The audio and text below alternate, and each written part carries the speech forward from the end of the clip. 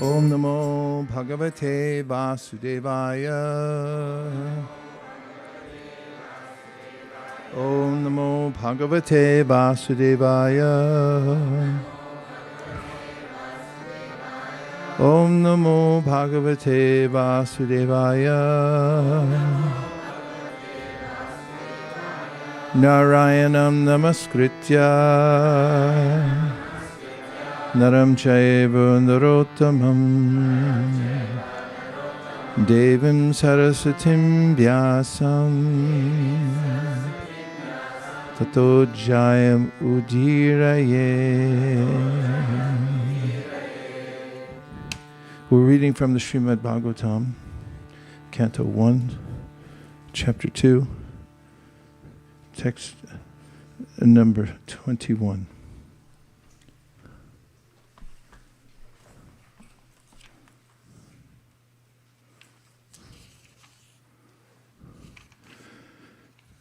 Please repeat. Vidyate Riya Grantish Chidyante Sarva Sankshaya Shiyante Chasya Karmani Drishta Evatmanishvare. Vidyate, pierced. Hridaya, heart. Granthi, knots.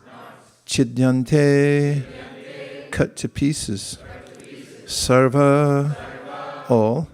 Sankshaya, misgivings. Shiyante, terminated. Cha, and. Asya, his. Karmani, chain of fruit of actions. Drishte, having seen. Eva, certainly. Atmani, unto the self. Ishvare, dominating. Translation, thus the knot in the heart is pierced and all misgivings are cut to pieces. The chain of fruit of actions is terminated when one sees the self as master. Can we have a couple chanters of the Sanskrit, please? Purport. According to scientific knowledge of the personality of Godhead, attaining scientific knowledge of the personality of Godhead means seeing one's own self simultaneously. As far as the identity of the living being as spirit self is concerned, there are a number of speculations and misgivings. The materialist does not believe in the existence of the spirit self. And empiric philosophers believe in the impersonal feature of the whole spirit without individuality of the living beings. But the transcendentalists affirm that the soul and the supersoul are two different identities, qualitatively one but quantitatively different. There are many other theories, but all these different speculations are at once cleared off as soon as Sri Krishna is realized in truth by the process of Bhakti Yoga. Sri Krishna is like the sun, and the materialistic speculations about the absolute truth are like the darkest midnight. As soon as the Krishna sun is arisen within one's heart, the darkness of materialistic speculations about the absolute truth in the living beings is at once cleared off. In the presence of the sun, the darkness cannot stand, and the relative truths that were hidden within the dense darkness of ignorance become clearly manifested by the mercy of Krishna, who is residing in everyone's heart as the Supersoul. In the Bhagavad-gītā 10:11, the Lord says that in order to show special favor to his pure devotees, he personally eradicates the dense darkness of all misgivings by switching on the light of pure knowledge within the heart of a devotee. Therefore, because of the personality of Godhead's taking charge of illuminating the heart of his devotee, certainly a devotee engaged in his service in transcendental love cannot remain in darkness. He comes to know everything of the absolute and the relative truths. The devotee cannot remain in darkness, and because a devotee is enlightened by the personality of Godhead, his knowledge is certainly perfect. This is not the case for those who speculate on the absolute truth by dint of their own limited power of approach. Perfect knowledge is called parampara, or deductive knowledge coming down from the authority to the submissive oral receiver who is bona fide by service and surrender. One cannot challenge the authority of the Supreme and know him at the same time, know him also at the same time. He reserves the right of not being exposed to such a challenging spirit of an insignificant spark of the whole, a spark subjected to the control of illusory energy. The devotees are submissive, and therefore the transcendental knowledge descends from the personality of Godhead to Brahma, and from Brahma to his sons and disciples in succession. This process is helped by the supersoul within such devotees. That is a perfect way of learning transcendental knowledge. This enlightenment perfectly enables the devotee to distinguish spirit from matter, because the knot of spirit and matter is untied by the Lord. This knot is called the hankara, and it falsely obliges a living being to become identified with matter. As false obligations. As soon as this knot is loosened, therefore, all the clouds of doubt are at once cleared off. One sees his master and fully engages himself in the transcendental loving service of the Lord, making a full termination of the chain of fruit of action. In material existence, a living being creates his own chain of fruitive work and enjoys the good and bad effects of those actions life after life. But as soon as he engages himself in the loving service of the Lord, he at once becomes free from the chain of karma. His actions no longer create any reaction. I first offer my respectful obeisances to His Divine Grace, A.C. Bhaktivedanta Swami Prabhupada, to all the previous acharyas, and to all the assembled devotees. Vansha kalpataruscha kripa sindhabevacha patitanam pavanebhyo vaishnavebhyo namo namaha. In the course of coming out of darkness in the material world, Krishna gives 3 obstacles: raga, bhaya, and krodha. Last session, we talked about raga to some degree, although it's an infinitely interesting subject matter. As how is it that the non-material being whose consciousness becomes attached to matter? There are philosophical bases for the reason this happens, but it's fascinating to discuss, and we discussed it to some degree last time. We also talked a little bit about anger in the form of cynicism that arises. And we touched on fear, but I thought we could enter into the conversation more deeply, as Krishna, again, has mentioned that raga, bhaya, krodha are 3 obstacles to coming to one's relationship with him. So he says, Vita, you have to give up these 3. Raga, bhaya, krodha. Manmaya mamupashrita. Bahavo jnana tapasa. How would one do that? By the austerity of knowledge. It means you have to think about it. Thinking's hard, right? Scrolling's easy. Actually, it's not. It's the other way around. We feel satisfied when we think about Krishna and we remember our relationship with him. So, Vita, Raga, Bhaya, Krodha, Manmaya, Mamupashita. Putama Bhavamagata. Krishna assures us, yes? Bhavo, Jnana Tapasa. He says many people have done this. It's not impossible. It's not an eternal conundrum for the soul to be confused. And this verse today, Vidyate hridaya grantish chidyante sarva samshaya. There is a way in which one can come to the end of all doubts, as if they're slashed and they're cut away from us. Vidyate hridaya grantish. Those that are holding us back, holding our hearts back from fully engaging in devotional service. Vidyate hridaya grantish chidyante. They're cut. Vidyate hridaya grantish hridyante sarva samshaya. Samshaya means doubts. So all doubts are removed. Shriyante means terminated, it's finished. Cha asya, and this, karmani, the chain of fruit of actions is stopped at that point. And how is it? Shrishta eva manishvare. One sees oneself and one also sees the super self. As Chaitanya Mahaprabhu taught this nuance. Many people think of themselves as one with God. That is, I should say many people, some philosophers, opine that we're one homogeneously with God. We've just forgotten. And some see themselves as independent of God, that perhaps there is no God. But there's a perfect balance in the philosophy of Achintya Bhed Abhed Tattva. We're simultaneously one with and different from God. You have your cake and eat it too.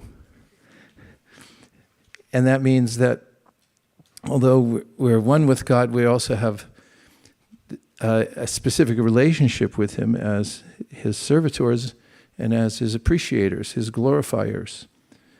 And Krishna has His eternal occupation of loving relationships with all the living entities in various ways. And because He's an unlimited being, His capacity for love is unlimited.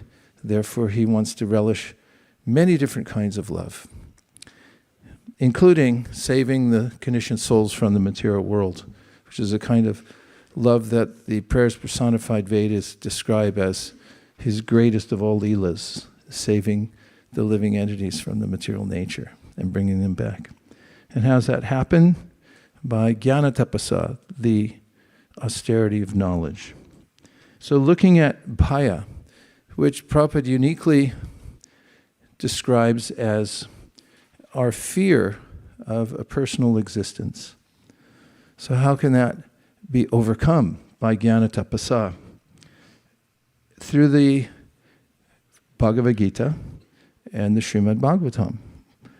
When we imbibe the knowledge of the Bhagavad-gītā and the Srimad Bhagavatam, we can overcome this inordinate fear of a personal existence or God as a person. And they go hand in hand, because if our origin isn't a person, then it's very likely that our personhood won't persist. We're a person now, but we may not be a person later.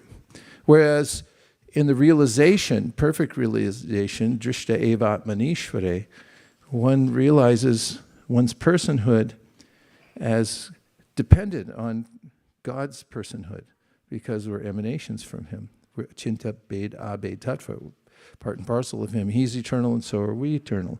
In the Gita, Krishna says, Mamai vamsho jiva loke, jiva bhuta sanatana. That the living souls are parts, they're amshas of me, and they're eternal, just as I'm eternal. Presently, he says, because of being distracted from the absolute truth and being separated by consciousness, now they're struggling. They're grappling with the material nature. So, in considering this fear, there are various fears that people express in relationship with, as part of material existence. One of them is the idea of despotism, in that we notice that here in the material world, there's icha and dvesha. Icha dvesha sumutena dvandva mohena bharata sarva bhutani sammoham sarge yanti parantapa. Krishna says in the Bhagavad-gītā, the atmosphere of the material world is surcharged with a sense of these dualities, which are desire and hatred. And this comes up in the form of, and can be under the banner of envy. I desire what other people have, and I also hate them because they're different from me, because they have my stuff. Shukadeva Goswami, or in the beginning of the Srimad Bhagavatam, it's the environment of the material world is described as hastani sahastanam aparani chatushpadam falguni tatra mahatam jiva jiva sije jivanam. I'm hunting. Everyone's hunting here in the material world, hunting mostly for a new job, or hunting for a new technology, or some are hunting for some other body they can consume, put it on the grill and eat somebody else. And then when they look behind them, they notice jiva jiva sajivanam. I'm also being hunted. Just as I'm hunting somebody else, somebody behind me hunting me. And that this is a very tense environment, because nary do we find a moment when we're not in the pursuit of some new way to dominate in order to survive. And then we fear being dominated. And this fear of domination in this environment, which engenders a sense of fear of domination, we notice social structures which trend toward despotism. I've mentioned before, and I'll mention again, the Michel's iron laws of oligarchy, in which my godbrother once wrote a Vyasa Puja offering to Prabhupada, and saying that Michel, a sociologist, had opined that all people in this environment of the material world, even when they're good-intentioned, eventually give way to trying to control, in the way that they start off with something that's noble, but then in the process of storming, forming, norming, the norming tends to be towards holding on to power rather than executing the duty for which one started, or the noble cause for which one started. As one notices that we have some momentum, we have some income, we have some power, let's not mess with that part. And therefore they, by degrees, move away from the noble cause they started with. This is a very general definition of Michel's iron laws of oligarchy. And he said it happens to everybody in all species of life because of the environment which is surcharged with duality and competition. So my godbrother, when he wrote the Vyasa Puja, he was saying that in the case of Srila Prabhupada, although he had garnered spiritual power, he didn't succumb to the iron laws of oligarchy. And only a transcendentalist could stand outside those laws and continue with one's noble cause, because one's not subjected to the same forces of Icha and Dvesha. And in our psychology as jivas in the material world, there's a tendency to think that God is a despot or a monster. What else could he be? And I may express that directly or indirectly. Some people express it directly and say that the material world is a disaster. They're in it as much as disasters happen one after another. And if he's all powerful, then how could these be going on? Don't some people say that? Or I may wonder in my own life if I'm being singled out and being abused. So this is kind of despotism. The leader, due to the iron laws of oligarchy, or just being evil, tend to consolidate power and then want to extract as much out of the others as possible, and they really don't care about the individuals. They have no compassion in their hearts for others' despotism. Could you look it up also, please, where it comes from?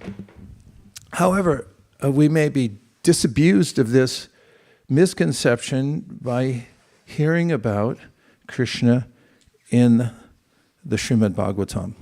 And I'll demonstrate that right now. I'm going to produce a canto of the Srimad Bhagavatam, one part of the 10th canto, part 4. I'm holding in my hand here.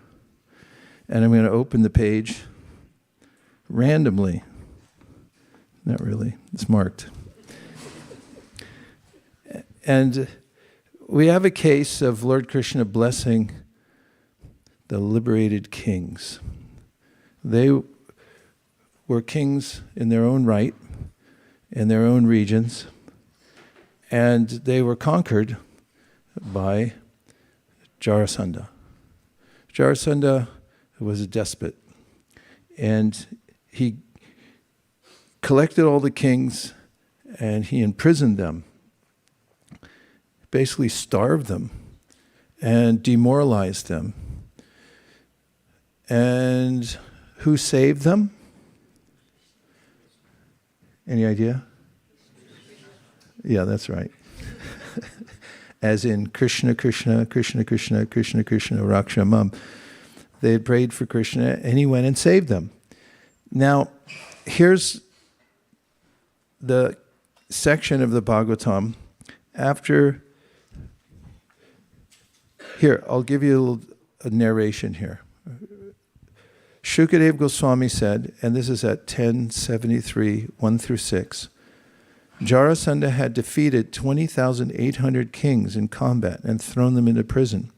As these kings emerged from the Giri Droni forest, they appeared dirty and shabbily dressed. They were emaciated by hunger, their faces were dried up, and they were greatly weakened by their long imprisonment. The kings then beheld the Lord before them. His complexion was dark blue, like the color of a cloud, and he wore a yellow silk garment. He was distinguished by the Srivatsa mark on his chest, his 4 mighty arms, the pinkish hue of his eyes, which resembled the whorl of a lotus, his lovely cheerful face, his gleaming makara earrings, and the lotus, club, conch shell, and disc in his hands.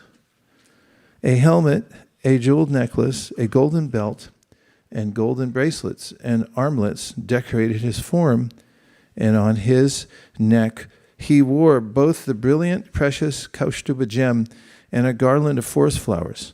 The kings seemed to drink his beauty with their eyes, lick him with their tongues, relish his fragrance with their nostrils, and embrace him with their arms.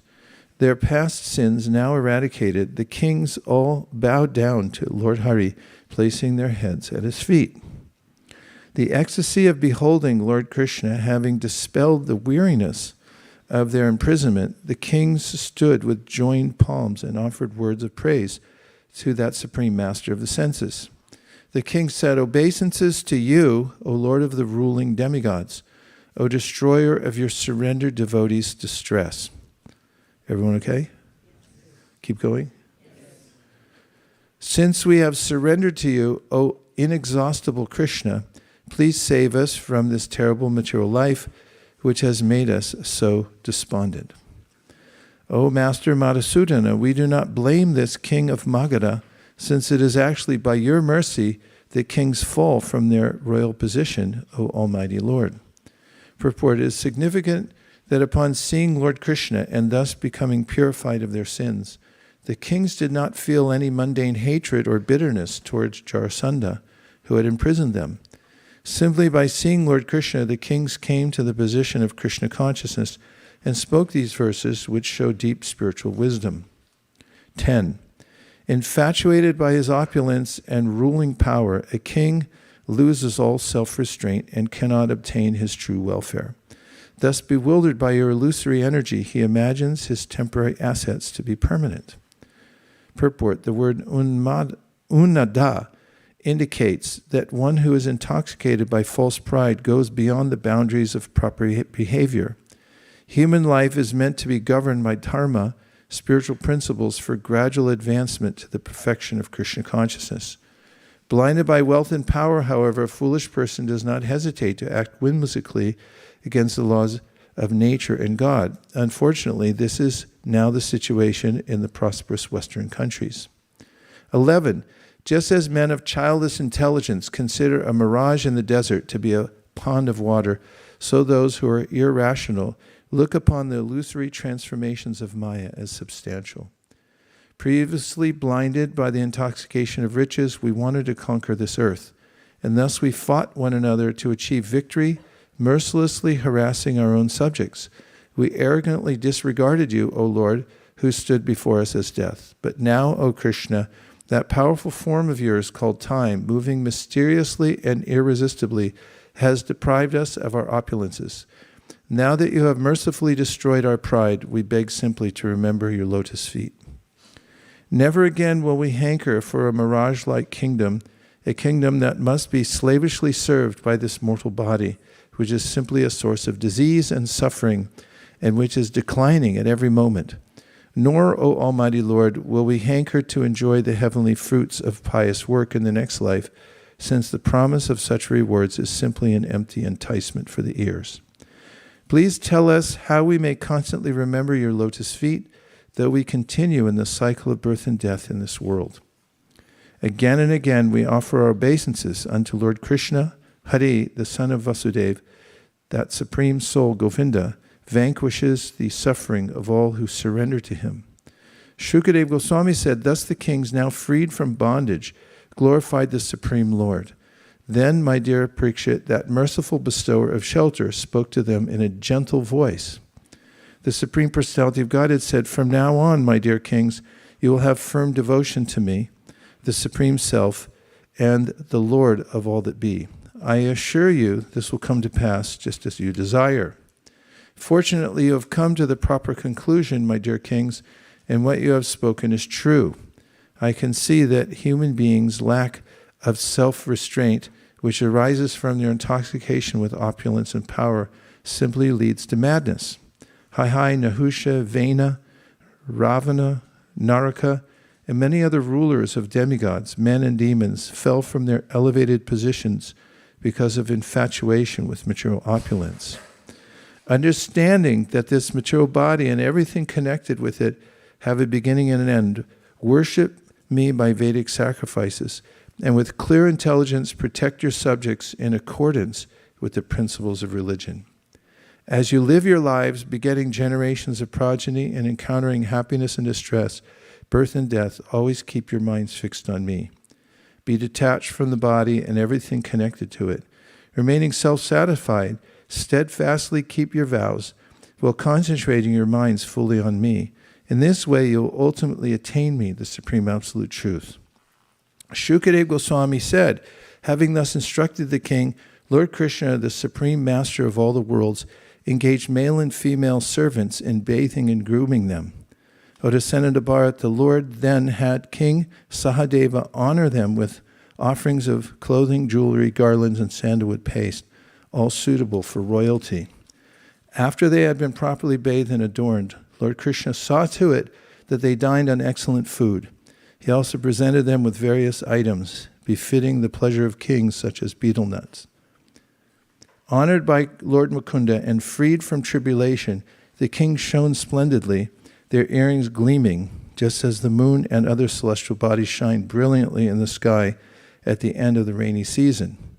Then the Lord arranged for the kings to be seated on chariots drawn by fine horses and adorned with jewels and gold, and pleasing them with gracious words, he sent them off to their own kingdoms.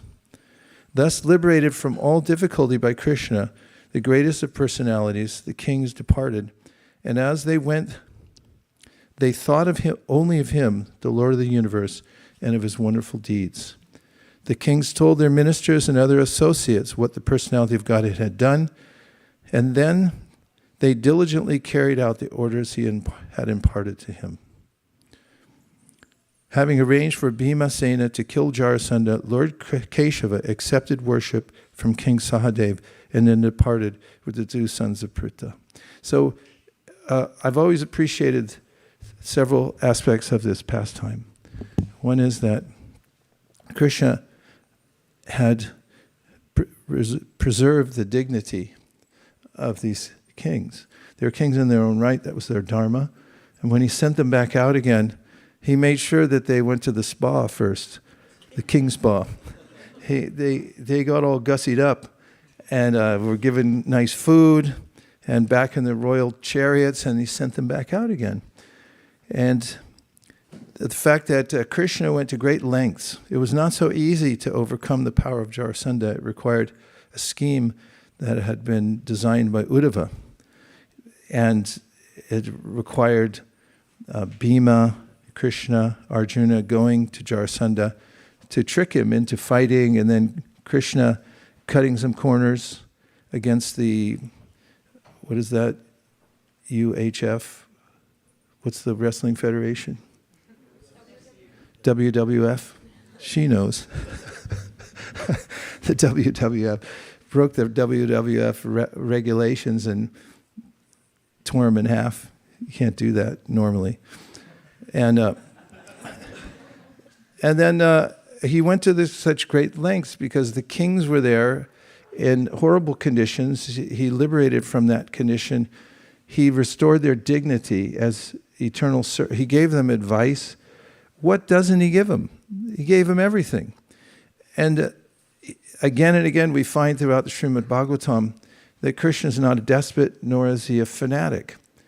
Our inordinate fear of Krishna's apparent despotism because of our own engagement in the material world is dispelled. Vidite hriya grantish, that doubt that, oh, Krishna is a despot. This is the kind of fear that one has to overcome. And another type of fear is a fear of domination by others, which is of the same ilk, because we have this sense that anyone who's in charge of me eventually either will fire me, replace me, will abuse me in some way, because that's the nature of the material world. And therefore, human beings respond to that fear by eschewing hierarchy. And Prabhupada tells a story about, a couple stories. One, he says, some people assemble in a room, and there are people who are of higher stature, lower stature. But there are some in the front row that come to a pact and they say, okay, well, we're all here together, we're in the same room, so let's just consider all of us to be equal, same equal level. And then so Prabhupada tells another story. And of course, the first story, the lesson is that the tendency of people to not want to accept a hierarchy. And the second one goes to how some friends were walking and talking one day, and one of the friends said, did you know that Dollop is now a high court judge? And the other two friends said, Dollop? That idiot? It's impossible. He can't be a high court judge. And the other two, or at least one of them who had seen him, he argued, no, I'll take you by. I'll show you. He's behind the bench. He's got the gavel. He's got the gown. He's giving sentences. He's authorized. He's a judge. And the other ones said, okay, maybe so, but he's definitely not getting paid. This is one way or another to diminish the hierarchy, to not accept somebody else as being superior to oneself. This eliminates the need for, or it's a device to try to overcome the idea that I'm subordinate to somebody else. And in the Bhagavad-gītā, Krishna describes many hierarchies. Now, the overall response to this fear of being dominated by others is impersonalism. It's the one-stop shopping for getting rid of all hierarchy. Impersonalism means that, okay, so some people, materialists, say that I want to be the boss. And then there are impersonalists who say that you are the boss, you just forgot. And the Buddhist or the Voidist might say, well, there is no boss. And there are various philosophies, but they all relate to the idea of hierarchy and is somebody in charge. So through the Bhagavatam, we find again and again Krishna's benevolent position.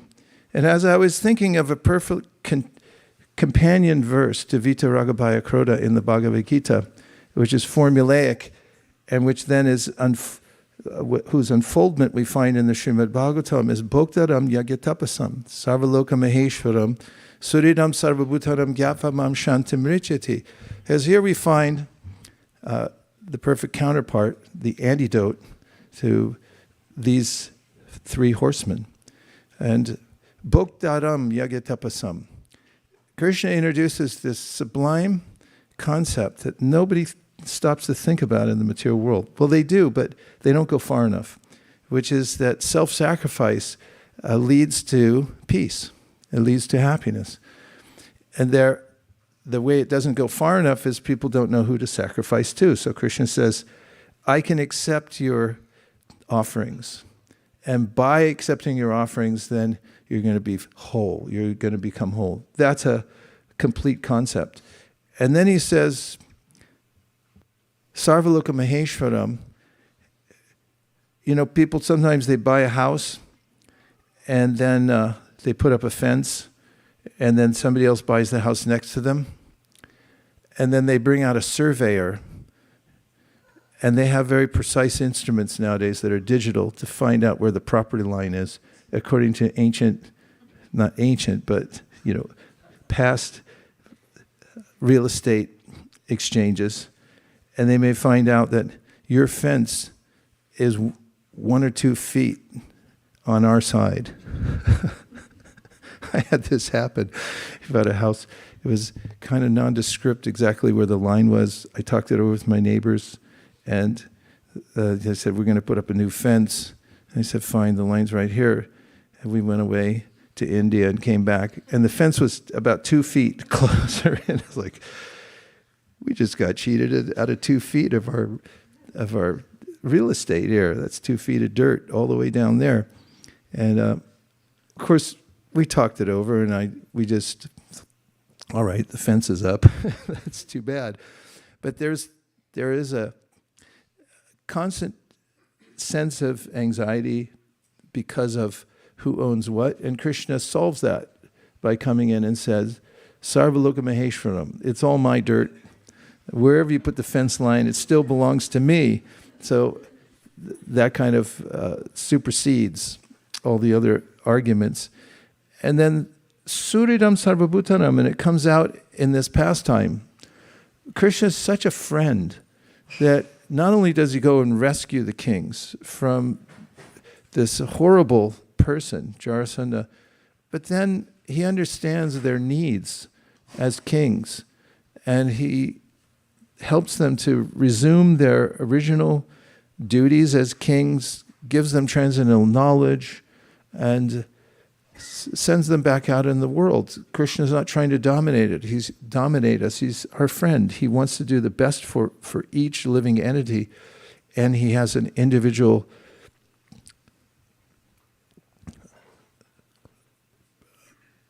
relationship with each one in a very personal way. So those three will, when understood by hearing Bhagavatam and Bhagavad-gītā, will assuage that sense of fear that we have of hierarchy, because I don't want to be down lower than anybody else. It gives us a shelter. That's what we mean when we say shelter, is that we know that if we put ourselves under Krishna in the hierarchy, as for Vaishnavas, Prabhupada said, when you consider yourself the servant, servant, servant, servant, 1,000,000 times removed, he said, that is a liberation. What a liberation it is. And a third fear that we may develop, Ragabhaya, fear, is a fear of scarcity. And this is evident became evident to me, that's the philosophy of the material world, when I read a textbook. I took a class on economics, and the first page said, economics is the study of scarcity, scarce resources, the management of scarce resources. And after I had been reading Bhagavad-gītā, and I was thinking there's no scarcity in Krishna's creation. It's only that by one's own interaction with the world that one deserves less or more. I was thinking about how Lord Chaitanya went out with his followers and then asked them, did you bring anything? And they said, no, you didn't tell us to bring anything. And he said, good. I want you to note that everyone gets whatever they deserve. He said, there's food, there's money, but everyone gets as much as they deserve. And as I was driving down in Sunnyvale the other day, I happened to pass a couple of car lots, and I thought, oh, there's a lot of cars there. And people may be driving a junky car and then look at the car lot and said, I wish I had one of those. I was like, why don't you have one? There's plenty of cars all over the world sitting on car lots, but you can't have them. You can only have the one you can afford. And it's the same way with all resources in the world. They're only available to those who are engaged in exploiting the resources of material nature according to their karma. You can only get what you can afford. And some lives you can afford more, some lives you can afford less according to the continuum of your karma. But if you become Krishna's devotee, there's no more scarcity, because Krishna personally, yogakshema mahamyaham, takes care of every devotee. This also helps to overcome, and in this fear, there's envy. I envy what other people have.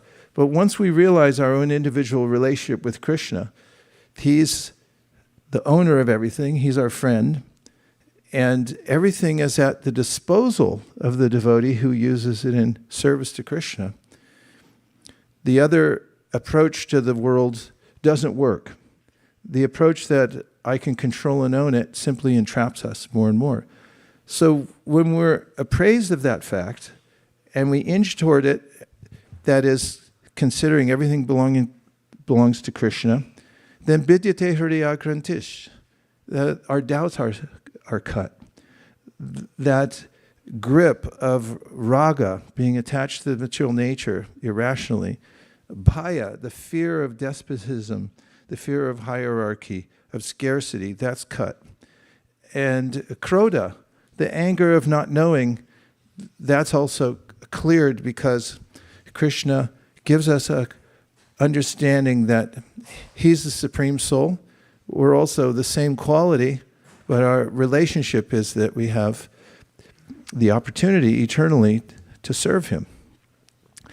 And when we have that, then we're clear. And there's no strife. There's no attachment, inordinate attachment. There's no fear. There's no anger.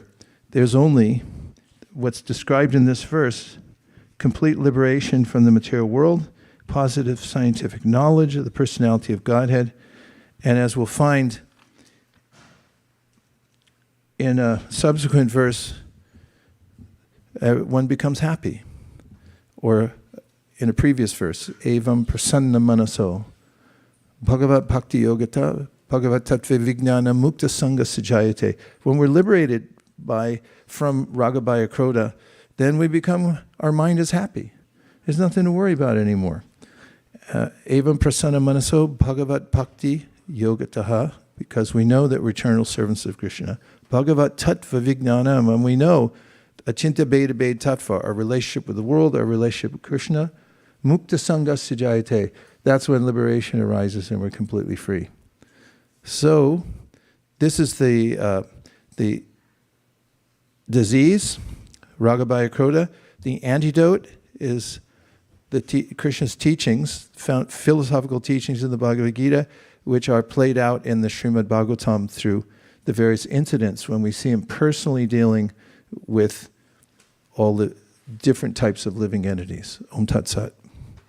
And I want to point out that Ramananda Sakaprabhu bought a new clock. This clock is a clock of all clocks because it's connected to the internet and it self-corrects. If the mechanism slows down or speeds up, it will reposition itself according to the internet. Now, hopefully the internet holds up. But it's just an example of Ramananda Prabhu's penchant for always finding improvements, because I had complained the other day about the clock being too slow or fast, and he fixed it. Okay, so a couple of comments. Yes, David Vreta.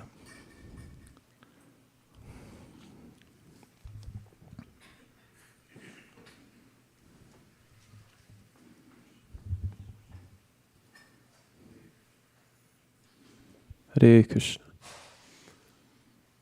If I heard properly, the three types of fear is fear of despotism.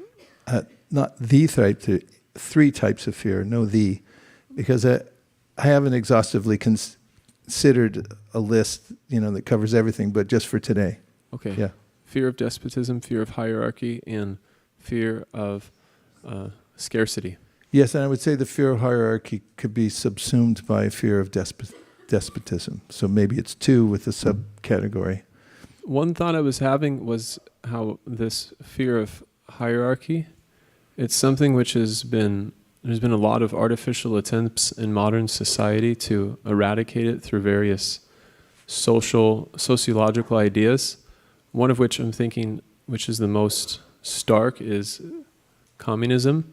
But you can see how in communist-ran countries there's a natural shift towards hierarchy. So you can't get away from the fact there's going to be hierarchy, but the Bhagavad-gītā, through this Bhoktaram Yogachapasam, is giving us a hierarchy which we can align with and actually be enlivened by.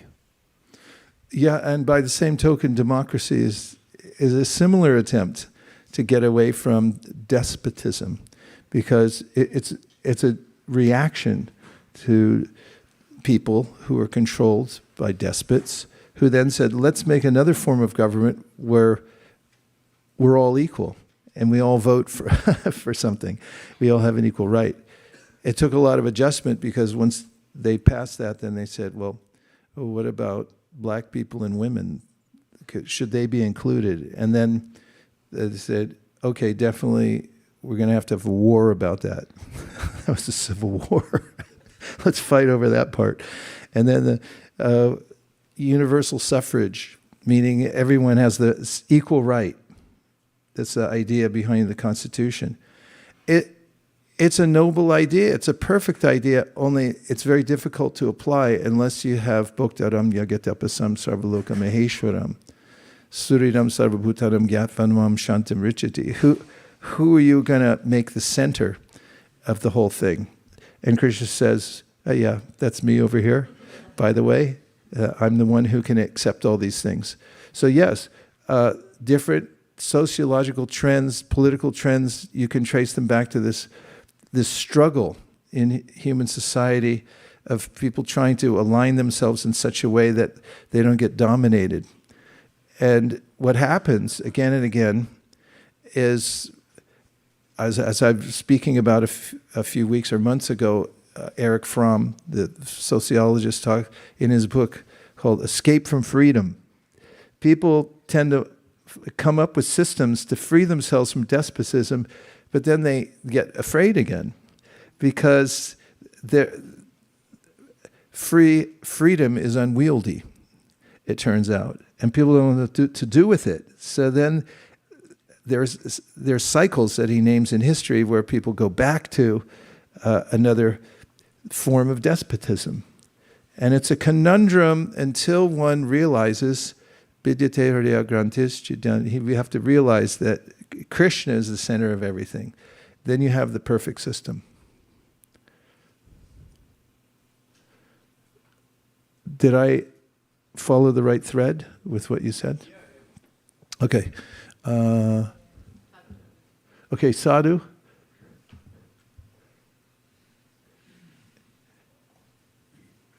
And then Vicky. Welcome back. Hanspriya's back.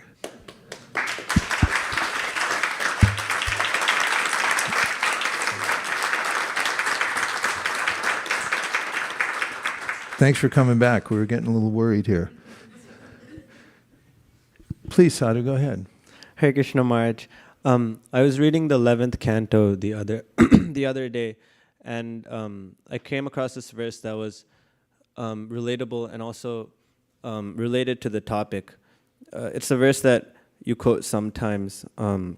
Having awakened faith in the narrations of my glories, being disgusted with all material activities, knowing that all sense gratification leads to misery, but still being unable to renounce all sense enjoyment, my devotee should remain happy and worship me with great faith and conviction. Even though he is sometimes engaged in sense enjoyment, my devotee knows that all sense gratification leads to a miserable result, and he sincerely repents such activities. For a practicing devotee like me, I feel this is such a relatable verse, just because, I know that sense gratification is bad to engage in, but it's still so hard to let go of it. And in fact, Prabhupada in the Purport also, states that devotee still enthusiastically takes up Krishna consciousness. And what's very interesting, in the later, I think 2 verses after, this Vidyate Hridaya Granthis is quoted again, where Krishna is also kind of, Krishna's talking to Uddhava in this chapter, and he's also reaffirming that, once you see the Lord as the Supreme Master, that knot will be cut.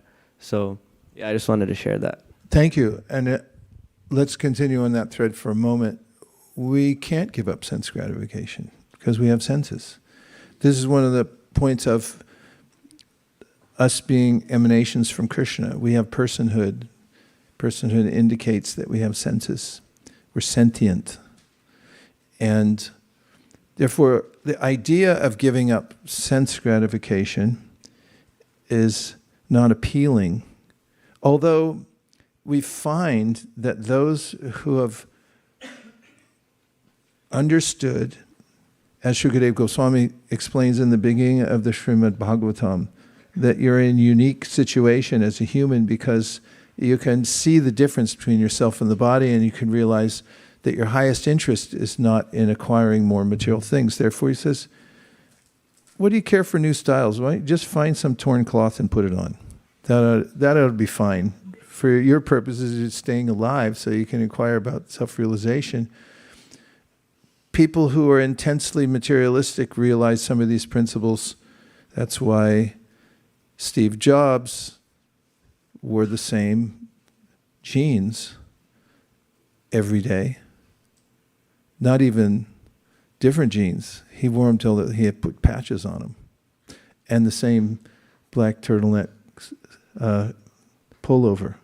Because he thought, let me not be concerned with all these external things. Let me only be concerned with developing this project that I'm on.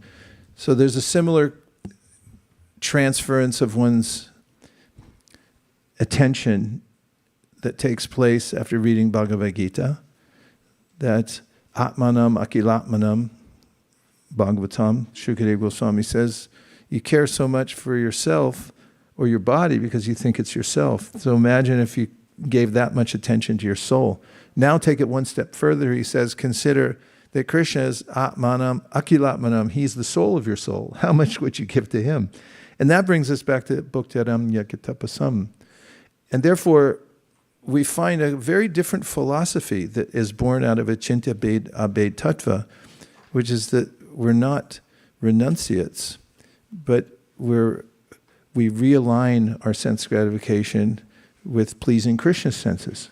Atmendriya Priti Vancha Taribalikam. It's called kam or lust when you try to satisfy your own senses. And doesn't work. Categorically doesn't work. We talked about that last week. And then he says, Krishnendriya Priti Icha Bali Prem Nam. It's called prema or love when you give attention to satisfying Krishna's senses. And what is that? Anushilanam. Shil means it's cultivation. You have to cultivate that in your life. First of all, try doing divine austerity, the Bhagavatam says. Tapo divyam putra kayena sadvam. You might like it because you start to realize, I feel more satisfied after that. Then tapo divyam means do it for Krishna more and more. Then you find real life and you emerge from material sense gratification, as per the Bhagavad-gītā, Vishaya vinivartante, niraharasya dehina, rasavarjam rasopyasva, param vishvanivartate. Means when you think a goose is a swan, but then you get a swan, then you notice that the goose is not a swan. And similarly, when we get divine satisfaction by serving Krishna's senses, that's real sense gratification, and that's real life. Okay, Vicky, and then we have Yashoda Vatsala, and then Mekhala. Hare Krishna. I was thinking how this fear of despotism and hierarchy is an escape from freedom, and I was connecting some dots that when the French diplomat and scholar Alexis de Tocqueville first visited the United States in 1831 to study the penal system, he observed that in this great land of established widespread freedom, there existed a soft despotism in which this enforcement of freedom led to a certain policing between neighbors and a herd of timid and industrious animals. And I was observing how this socio-psychological phenomena still manifests today. When we were on Black Friday Harinam, I encountered two gentlemen, and they stopped to actually speak to Sri Antariksha Prabhu, and I was just observing how he was trying to distribute a book to them. They were listening, but then after a while, one of them said, no, someone else needs it much more than I do. And then both of them walked away, and his friend tapped him, and he said, you're good. And I was just thinking how we can kind of enforce each other in that way.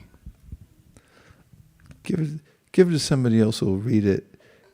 Somebody else needs it more than I do. Thank you very much, Vicky. Very insightful. Okay, then we had Yashoda Vatsala and Mekhala. Hare Krishna, Guru Maharaj. Thank you so much for this class. I can't be enough grateful. First of all, the reason for that is this is my most loved verse of Srimad Bhagavatam, and it comes twice in this canto that you talked about, and Sadhu also mentioned about the 10th canto where it gets repeated. And second thing is, like, I was going through this thought for last couple of days about how to deal with this situation, and then you talked about this iron law of oligarchy by Michel something. So, and I felt like, this is what is going on, and it really touched me. And then you gave me the answer also today, how to deal with that. Thank you so much. And just wanted to understand, I'm going to say, from material perspective, we understand that these kind of challenges are very obvious. How to deal with similar challenges that come when, people read Bhagavad-gītā, people follow Bhagavad-gītā, but still they come up with that kind of a controller mentality. And then, we don't know. I'm going to say, as you rightly said, like, I have to understand the hierarchy, and then I have to deeply respect that. And in the morning session also, you mentioned that I have to be respectful, caring, and the third C I forgot. RCC, I was trying to, relate that. So if you can please. Curiosity, respect, and care. I was quoting George Washington Carver. Yeah. We have to, in order to live without making gross errors or subtle errors, we have to be very deliberate. We have, for instance, an international society. How is it held together? Well, there's 7 purposes that Prabhupada penned. And there are other ways in which he describes what is a healthy community. For instance, he said you should create an environment in which devotees want to do service that's individual, spontaneous, and voluntary. You should always give a fresh challenge, so they'll want to rise up and meet it voluntarily. And there are signs of health in a community where we see that devotees are kind to one another, they're respectful of their relationships with the devotees. We have various kinds of relationships when we're also able to transcend culture and see that everyone belongs to Krishna consciousness. And we accommodate that. That's also a sign of enlightenment in an organization where we're able to take everyone in. Because the tendency is icha dvesha, once you get yours, then it's closed to everybody else. It happens again and again in history. We got ours now. Yeah, you can get in, but it's going to cost you a lot. And we find this battle goes on and on throughout history because of the environment of the material world. So in order to preserve our own relationship with Krishna, we have to be vigilant against the tyranny of the senses and our mind. And remember, Bhoktaram Yagatapasam Sarvaloka Maheshwaram Suridam Sarvabhutanam.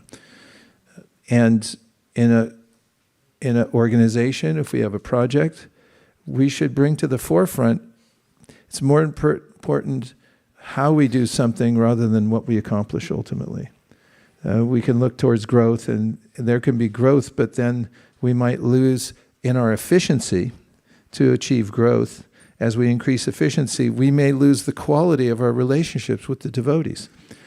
And you find in any community that's humming along with a semblance of harmony and Krishna consciousness, there's a deliberateness to that, to being very careful.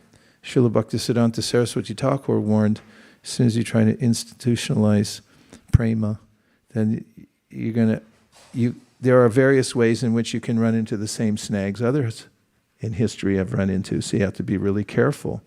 And you find throughout history there are reform movements in various religious sectors. People have to come along and say, wait, hold it, who said this and that? Let's start over. And it's even happened within the International Society for Krishna Consciousness. There have been various reform periods that we go through. And we'll find it in our own lives. We'll find that, I thought I was doing okay, and I just realized I'm sitting in the corner with an empty half-gallon of ice cream and a spoon, and I have no idea how I got here. So, we can go adrift in many different ways, so we have to be very deliberate every day, deliberate on every bead, and so forth, in order to come back to the main purpose of life. So we're in a liminal state as human beings. We're still ruled by the animality that we've come out of and into the human form of life, and we still feel that hunting and being hunted feeling. And so it takes a lot of practice and vigilance in order to come to the perfectly refined state of what's called being a Vaishnava. Thank you, Guru Maharaj. I have a practical question. Oh, good. So last week we talked about how material pursuits won't result in lasting happiness. We also talked today about these 3 fears that I'm sure Devavrata reminded us of, and I'm sure everyone carries those to varying degrees, either consciously or subconsciously. And I think I would assume that this would result in a lot of ambition in the mode of passion to become bigger, better, stronger, more advanced. Now, we all here at least live in the Bay Area, and most of us have to work in order to sustain our livelihoods. And so I guess my question is about ambition. Is it possible to have a healthy degree of material ambition, especially when it comes to our careers and our work? And how do we keep ourselves in check to make sure that if we are engaging in some sort of material ambition, that we're doing it in a healthy way? Yeah, material and spiritual is all based on intention. Why are we doing something in the first place? So if we look to our intentions, then we'll be properly guided. Or if we look to and refine our intentions over and over again, then we'll be properly guided. yes, it's a fact. And it's one of the main themes of the Bhagavad-gītā.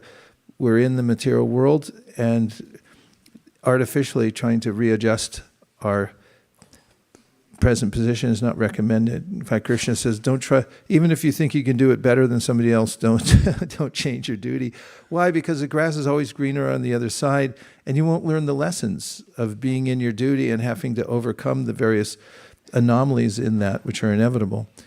So if we come back and examine our intention, why are we doing anything? And remember, as we go forward in the different phases of our life, having to deal with whatever situation we're in now, then those situations become a cause of enlightenment for us. Because as we're, for instance, if you're working in a corporate job and you consider that job as divinely bestowed upon you, Prabhupada writes this in the 18th chapter of the Gita, and you think this is my duty that I'm doing for the Supreme, and meanwhile you give as much energy as you can apportion to Krishna, and you dedicate your work to Krishna, some of the fruit of the work to Krishna, some of your energy, and Prabhupada says in the verse, Tasmat sarveshu kaleshu mama nusmara yujya. Can you put it up? Because it gives a direct answer to her question. Tasmat sarveshu kaleshu 8, what? 8-7? 8-8. 8-9. It's 8. You say 8-7? Okay. It says, Tasmat sarveshu kaleshu mama nusmara yujyacha mayarpita manobhushna mami vaishyatya samshayaha. And we'll go to the purport. This instruction to Arjuna is very important for all men engaged in material activities. The Lord does not say that one should give up his prescribed duties or engagements. One can continue them at the same time. Think of Krishna by chanting Hare Krishna. This will free one from material contamination and engage the mind and intelligence in Krishna. By chanting Krishna's names, one will be transferred to the supreme planet, Krishna Loka, without a doubt. That's pretty good. And once my godbrother Vatsala, he gave his Bhagavad-gītā class, and he gave the example of yogurt. How do you make yogurt? Well, first you get some milk from Bhakti Farms, because there's no better milk on the planet. Then you... and I've watched, Nirkulā makes yogurt all the time. You get the right kind of pot, and you have to use a thermometer to find out the exact temperature. And then you put in some culture of yogurt from previous batch. And how much does it take? A dollop. How much is a dollop? Does anybody know? It's not specifically, but it's like just a little bit, a dollop. You put a dollop in, then you leave it in that environment, that favorable environment, and what happens? The whole pot turns to yogurt, and it takes to the culture, and then it spreads, and it becomes part of it. So in a similar way, my godbrother Vatsala said, we have the big pot of our life. What's in it? All kinds of stuff. If you really take the time now before the new year comes and you write down everything you're doing, you'll be shocked at all the stuff you're doing simultaneously. You're doing a lot. And then if you think, okay, how much am I chanting Hare Krishna? A dollop. I got a little dollop going on here. You keep doing that, as Prabhupada's pointing out here, and you adjust your intention. Why am I doing what I'm doing? It's like I'm offering it to Krishna. And we should be sincere about that. And as we do, then that chanting and then intention, it will envelop the entire pot and it will turn to something else. It's a foregone conclusion that that will happen. So it's not a disadvantage to be engaged in the world. It's only a disadvantage when you forget Krishna. And when you remember Krishna, then vidyam cha yas. You see two things at the same time. You see ignorance and the result of ignorant activities, and you see Krishna consciousness, and you see that they're the antidote. And those two become a solid realization when you see them side by side.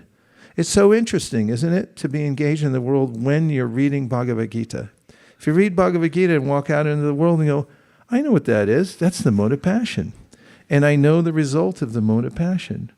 And when you're informed of how the world works, you'll surprise and astound, as I'm sure you already do, all your colleagues who don't have access to that same knowledge.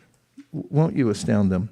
Because they'll say, how are you so equipoised? One of the qualities that Krishna recommends throughout the Bhagavad-gītā and also gives as a symptom of somebody who's in true knowledge, they're equipoised.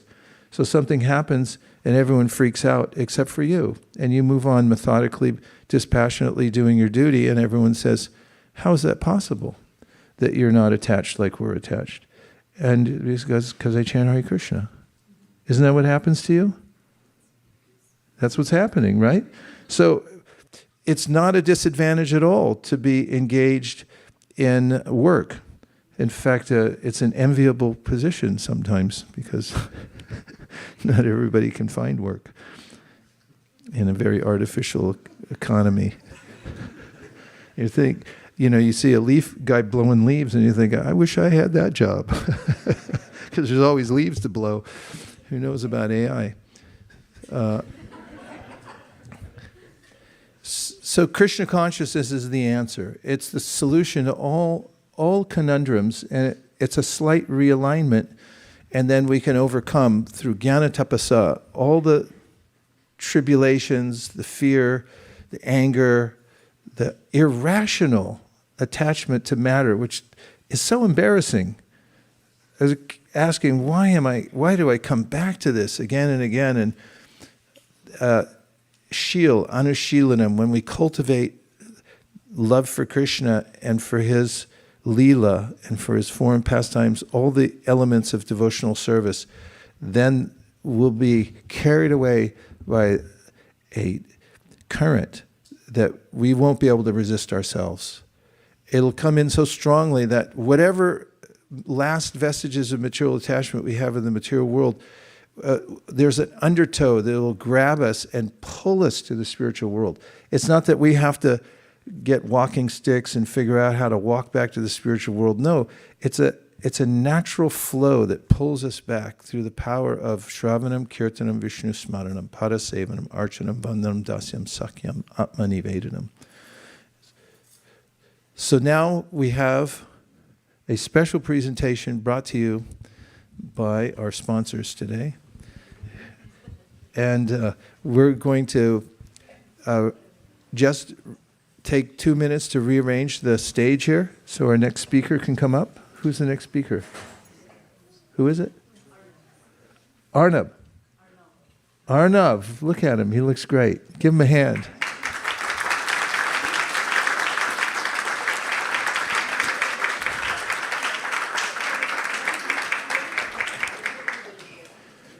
Dear Srila Prabhupada, dear Shri Chaitanya Mahaprabhu, Shri Shri Panchatattva, Shri Shri Radha Madan Mohan, Shri Shri Lakshmi Nrsingadev, if you so desire, please let us individually and collectively cultivate devotional service so that we may overcome Raga, Bhaya, Krodha, and work harmoniously to bring everybody in Silicon Valley to the joyful state of being engaged in the Sankirtan movement.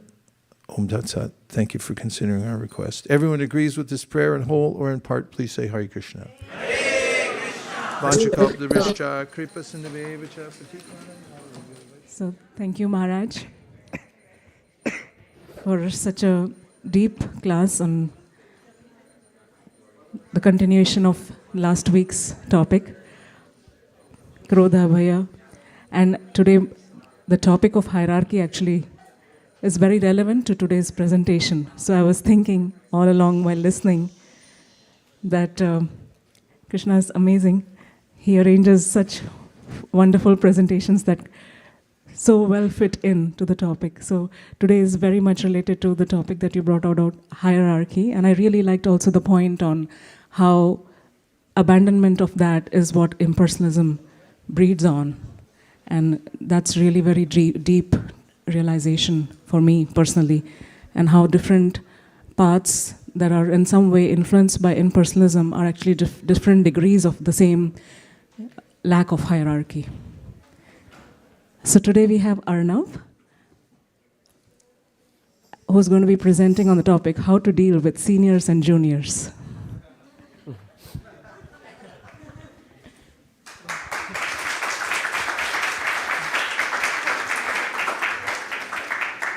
Hare Krishna, I'm Arnav, and I'm going to be presenting on Answers to Life's Questions, Chapter 3, How to Deal with Seniors and Juniors. This section of the book describes seniors as individuals who possess greater experience, deeper wisdom, higher responsibility, and advanced spiritual understanding.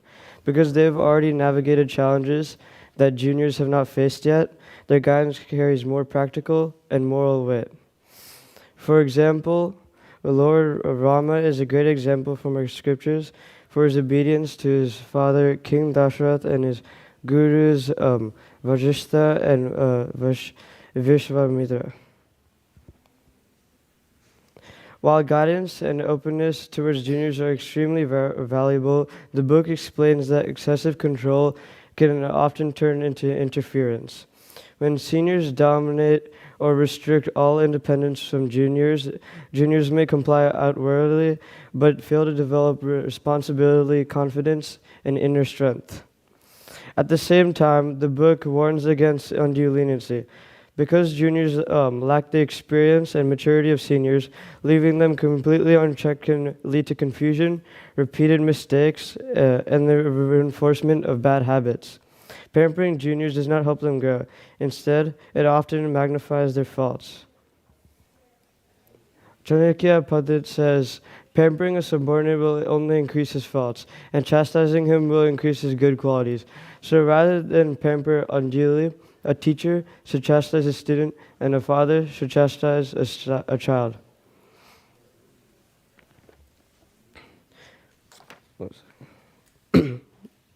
When correcting your subordinates' actions, always be mindful to check if it is necessary or not, because it can sometimes diminish the enthusiasm and inspiration of them. For example, a father can easily give his answers to his son's problems on addition or multiplication, but for the child to actually understand arithmetic and do it by himself, he has to learn to do it independently and not rely on his father's help. Further growing on that idea, growth does not only come from success, it comes from honest mistakes with sincere intention. For example, a child learning how to walk. A mother could help them walk by holding their hand or helping them up, but for the child learning how to walk, they have to do it themselves. Like right now, we all know how to walk, but we don't hold on to anyone's hands. So, to summarize, sensible seniors respect the autonomy of grown-up juniors and allows them to grow without unnecessarily controlling their actions. They can tolerate the juniors' honest mistakes and properly correct their juniors with due credit for their good work. Sensible juniors are willing to be corrected by experienced superiors with an open mind. They feel happy to be guided and invite intrusions into their autonomy that help them improve and render better service. When sensibleness like this is maintained by both parties, like teacher to student, father to son, or God to devotee, their relationship becomes sweet and their interactions become nourishing. Thank you for listening.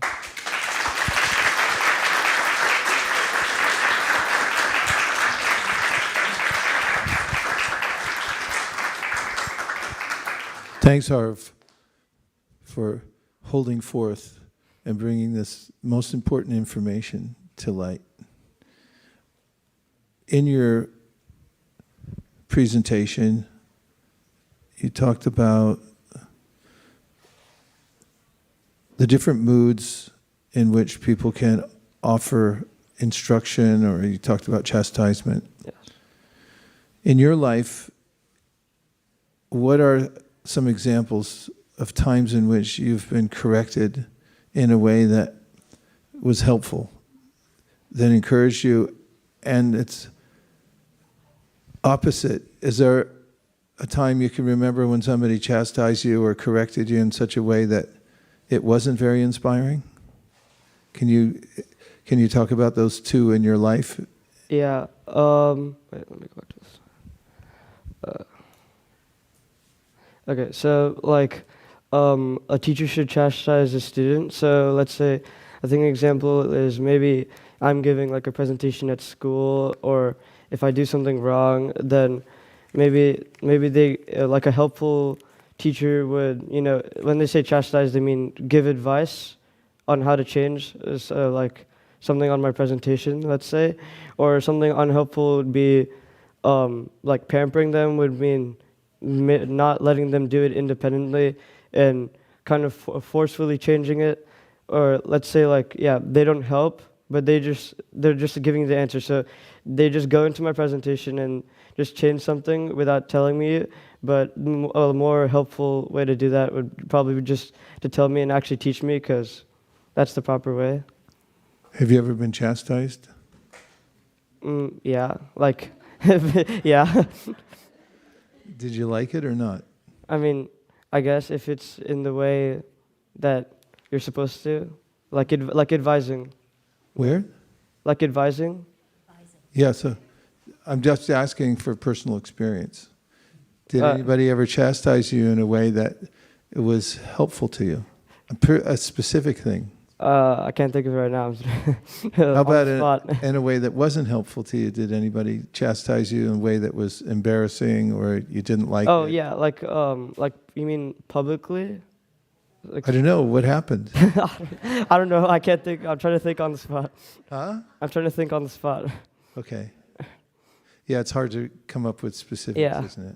Like, it wouldn't happen recently, I guess. It happened recently? Didn't. It didn't. Didn't. When was it? I liked your talk. I think it was very important. It's an important subject matter. And if you can come up with something that happened to you specifically and you bring it out, everyone will sit up like this. Because generalities are really important and they help with the principles. But if you can bring in something next time you give this talk, where you remember a way you were chastised that wasn't helpful, in the way that a teacher or something said something that really, it was obviously a correction, but they did it in such a way that it uplifted you. If you add that, you'll move from an A to an A+. Thank you. Okay. How was that? Did I chastise you properly? Yeah.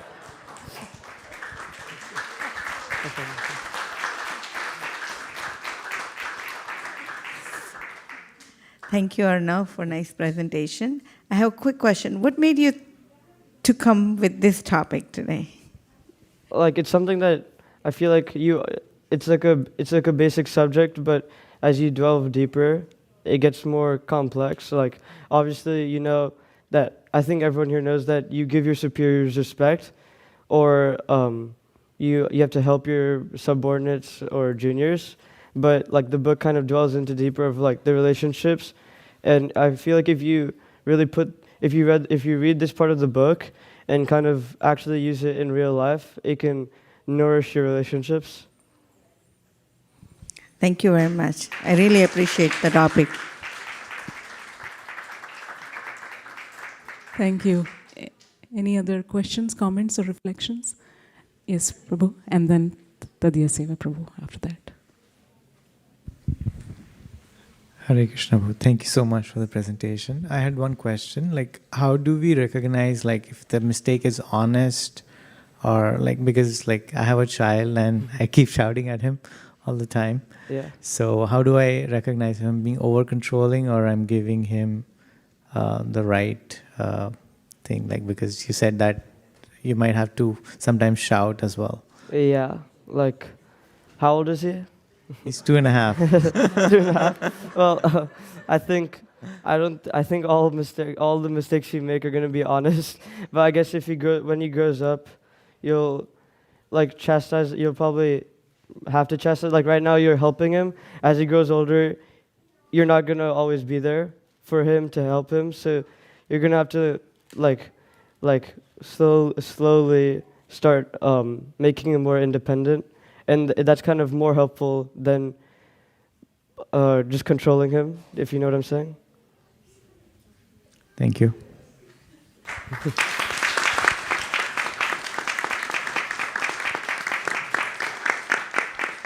Tadiya Seva Prabhu.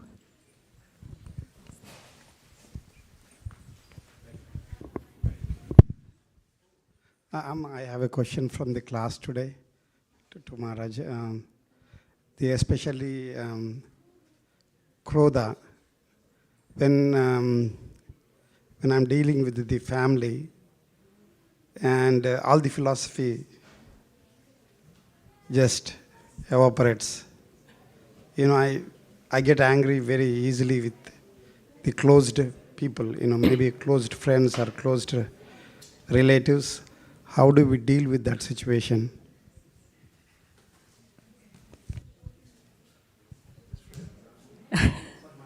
He's asking a question. Oh, okay. How would you deal that with that? You understood the question? No. Wait, can you repeat it? So, okay. Yeah, it's actually for the previous class, not for this directly. So, any other questions, comments, or reflections? Manjula Kanta Mataji.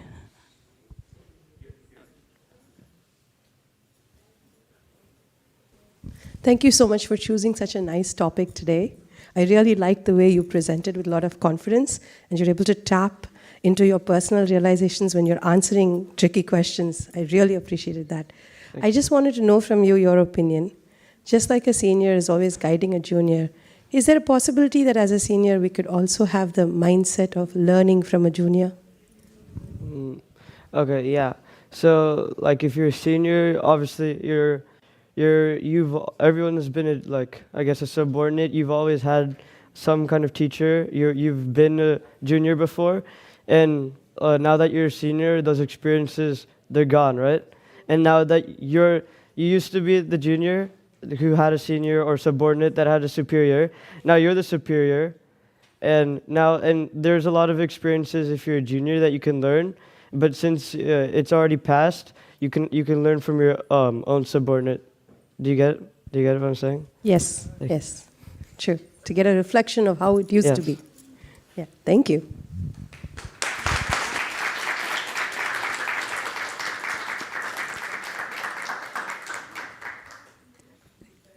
Thank you so much. I think this is it.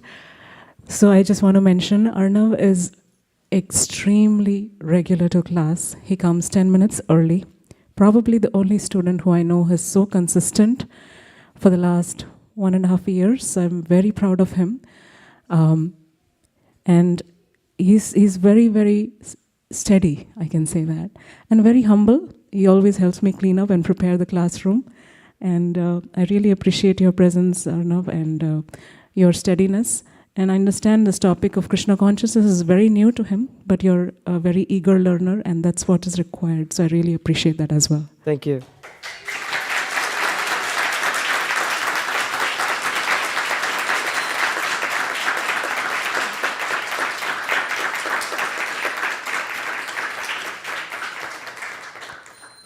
And it's been a very busy week for him, but he still took the time to prepare. It's the end of year in schools. It's a lot of work, and there's a lot of sickness going around. There's a lot going on everywhere. So I appreciate that you took the time to prepare amidst all these.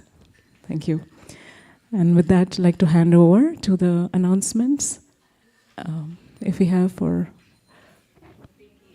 Okay, Vicky is going to do for Bhakti community, and Manjula Kanta Mataji also has an announcement on behalf of the Vedic Academy.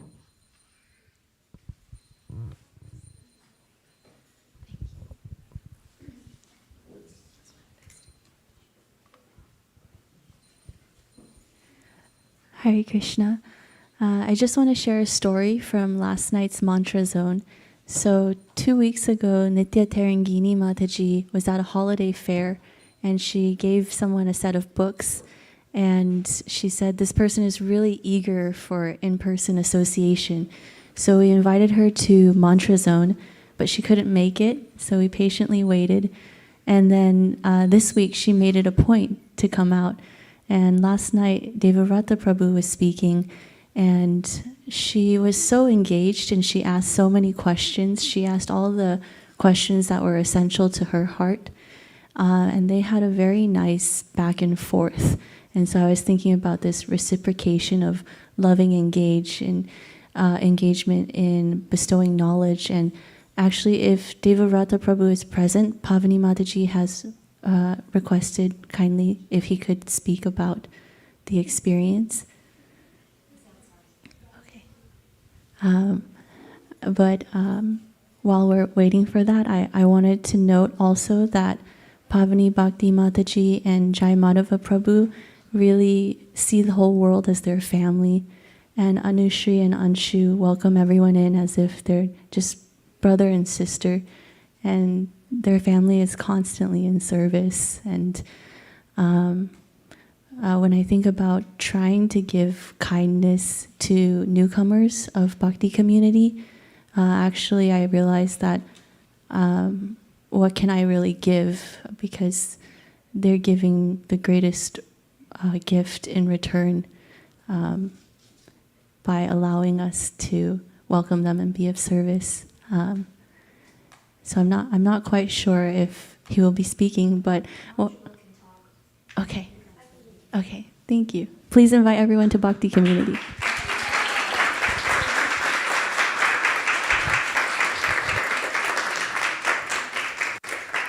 Hare Krishna. I'm here on behalf of Vedic Academy to remind everybody that tomorrow is the Gratitude Fair. Yes, we are very excited. After a gap of 3 years, because of a heavy, consistent demand, we decided to restart the fair because a lot of people are missing the excitement and the fun that comes from the fair.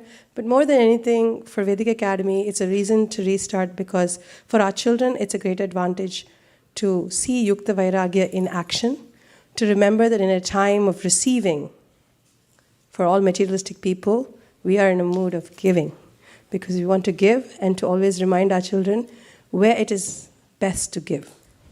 What are the root of the plant? And teaching them entrepreneur skills, which is very important in today's world, to not just be a worker, but to be in charge of things, teaching them leadership skills. All of this comes from these small little efforts that we put. So we request everybody to please come tomorrow. It's from 1:30 to 3. We're doing it in the temple hall and outside.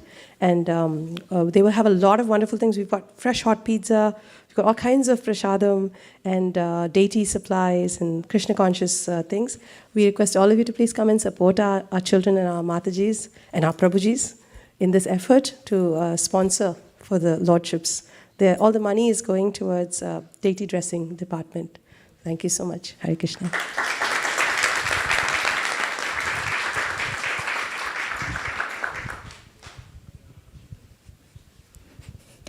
Hare Krishna. Thank you so much for coming today, and also thank you so much to all the Sankirtan warriors who have been going out, not just on the weekends, weekdays, weeknights, every place they can think of, they're going out. And we know that our devotees from Seattle came back, but last weekend they just went immediately out for book distribution. We couldn't hear from them. But I would like to request Kautukarna Prabhu to come and share some of his fresh reflections, because he goes out every day, every night, every morning, whenever he finds time. And even if he's not going out, he's constantly distributing books even here at the temple. So please welcome Kautukarna Prabhu.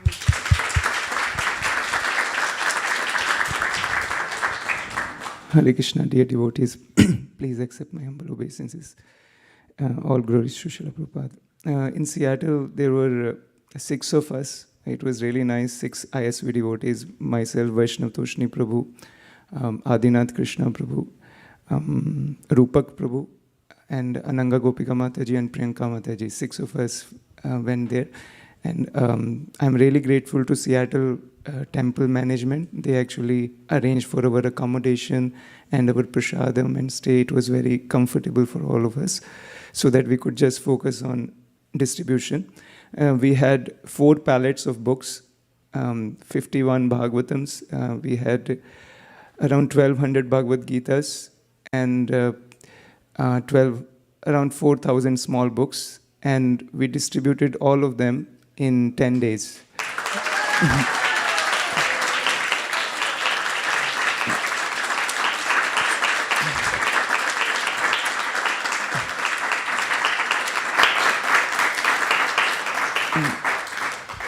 As Guru Maharaj says, it's not what we do, but how we do it. So I am really grateful to all the devotees because it was a teamwork. Srila Prabhupada has created a house in which the whole world can live. So in Seattle, we never felt that we are outsiders. We were part of their family. And all the devotees at ISV, they worked in nice synergy. So there were 3 teams going out every day to Indian stores and Western spots, Arabic Sankirtan. Also, 4 devotees joined from Seattle area, actually, to help us with book distribution. So they also wanted to learn, and they were very grateful for these lessons. So we had many wonderful experiences. One experience I want to share is a student, while he was at an Indian store, he was buying something, and he saw our stall while he was going in. And as soon as we were wrapping up, he ran out. He said, I want to take these books. He actually took off his sleepers, and we offered him Srimad Bhagavatam. He was a student. He was visiting from Texas, originally from India. But he got the full Bhagavatam set. And I said, how are you going to take this with you? He said, I will get a check-in bag, and I will put all the books with me. So he was very eager to receive these books. Also, we were next to the Christmas tree outside Nordstrom. So we met many people who were happy to dance and sing in Kirtan. So Adinath Krishna Prabhu is a great drummer. And we had wonderful Kirtan, jumping and dancing Kirtan. So it was a lot of fun. It was not just done for efficiency, but I felt really nourished from that whole experience. So thank you, Maharaj, and thank you all the ISV devotees, Malini Mataji, for facilitating us. Venudhari Gopal Prabhu is always on top of things, so he made sure that we received the books on time. And I'm really grateful for this opportunity, Mataji. Hare Krishna. Yesterday, we went for shop-to-shop book distribution. It is a really nice way to connect with people who are anyways waiting, for customers, and they are like, they are very gentle and kind normally. So it is a very nice way to distribute books. Devrata Prabhu actually has chalked out a plan how we can go to different parts of Bay Area and distribute books. So myself, Tim Prabhu, Suvarnabindu Prabhu, and Adinath Krishna Prabhu, we were in Fillmore, San Francisco. So while we were walking on the street with our wagon full of books, we saw a guy with disheveled hair and smoking. It was not even cigarette, it was in India they call it beedi. There was no filter on it. So I was not sure whether I should approach that person, but as Guru Maharaj recommends, we should give an opportunity to everybody. So I approached that person and I offered him a book, and he was so happy to receive Bhagavad-gītā. We showed him Bhagavatam. He said, I want Bhagavatam. But when I told him about 18 books, he said, maybe give me a smaller book. So Tim Prabhu gave a Bhagavad-gītā, the stack that we have. And I said, we have Arabic one, because he told me that he's from Egypt and he knew Arabic. He said, I already got a Arabic set in the Palestine festival.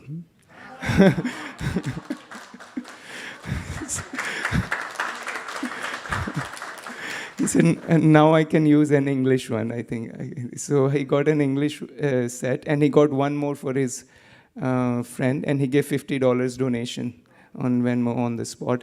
So I was thinking, he was so appreciative. He said, this world is anyways an illusion. He was so appreciative of the things that we are doing. Many people who even did not take books from us, they had books from the past, and they were very thankful for us to come out and distribute this knowledge. One lady, I just want to share one more.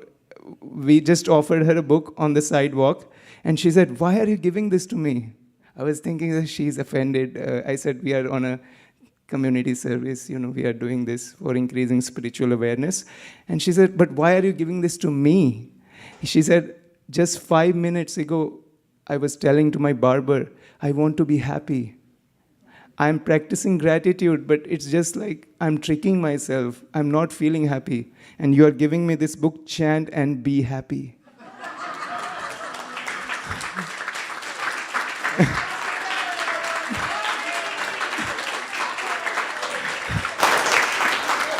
And she removed her sunglasses, and she had tears in her eyes. So there are many more experiences. It was very, very fulfilling. So this is the time of end of the year where people are open to receive. So please join us.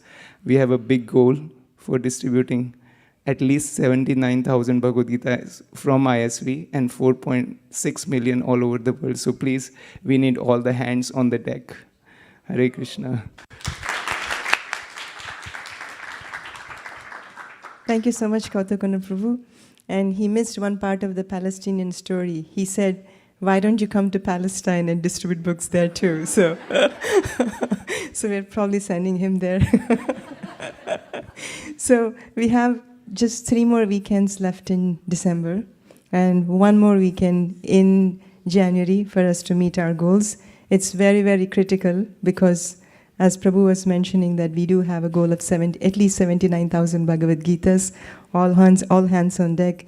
Everything counts, everyone counts, and even if you can distribute at least 1 Gita, it goes towards the 79,000 Bhagavad-gītās. So please join us. Today we have many spots. And we are discussing where we can have different devotees join. So please see me or Kautukarna Prabhu. We can engage you in different spots. And also make a note, mark your calendar. Next Saturday is supposed to be one of the second busiest shopping day in the year. So December 20th, the second busiest shopping day. So like we did for the day after Thanksgiving Harinam, we will have multiple spots around the Bay Area. We'll have devotees go out everywhere. So if you're working on Saturday, call in sick if possible. Or if you're not working on Saturday, clear your calendar so we have you available that day. And together we can try to do something to please Srila Prabhupada and Sri Chaitanya Mahaprabhu. Thank you very much.